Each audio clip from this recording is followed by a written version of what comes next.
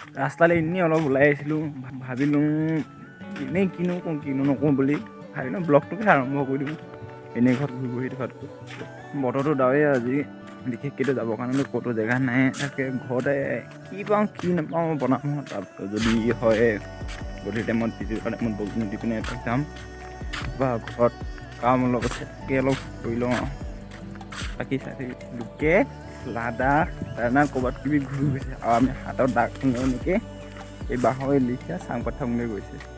জীৱন আৰু কি ক'ব আৰু ফুটা 1 2 3 4 5 6 খুটাকেইটা আনিলোঁ এতিয়া খুটাকেইটা মই ফুটি লওঁ তেনেকৈ এইটো চাই থাকোঁ অলপকৈ অকণমান পিছত আকৌ লগ পাই আছোঁ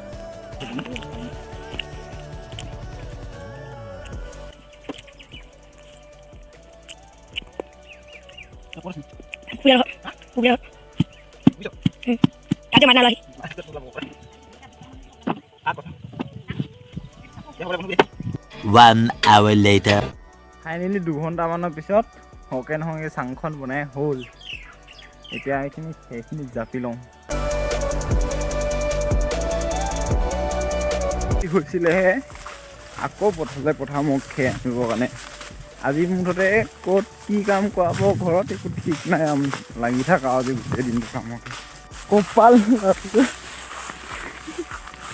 দেখিছ নহয় কেনেকুৱা হকে নহকে খেৰখনৰ চাকনি বাজিলোঁ বৰষুণ দিয়া দেখি ওপৰত টিং দিলোঁ